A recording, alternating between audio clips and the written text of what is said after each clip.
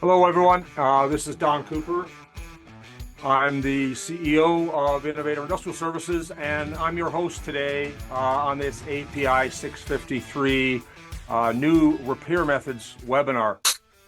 So a little bit about the repair design. A little bit about the repair design. This comes from the shell thickness minimum requirements in API 653 for determining the amount of steel required to resist the hydrostatic load. So inside of a tank, the contents based on the specific gravity will generate a higher force at the bottom. That's why we see tanks that are thicker at the bottom. And we can determine the amount of steel thickness that's required.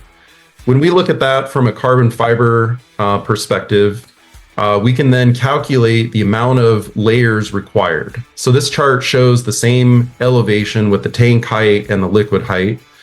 And you can see along the layers, based on that level of corrosion, how many layers a typical carbon fiber system like tank wrap would require.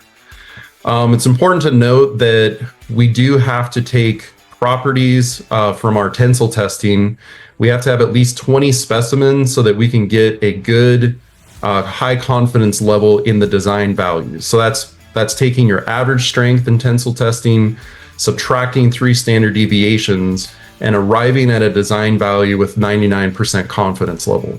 It's a little bit different than PCC2 and ISO standards for pipe repair. Additionally, the environmental reduction factors are applied. So 85% of the design strength can be used for carbon fiber, whereas with glass, 50% of that design strength would be used.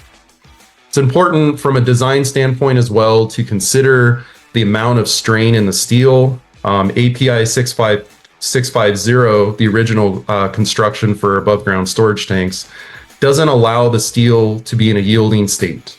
So we have to limit all of the design strains or the allowable strains in the carbon fiber to stay below the allowable strain in the steel.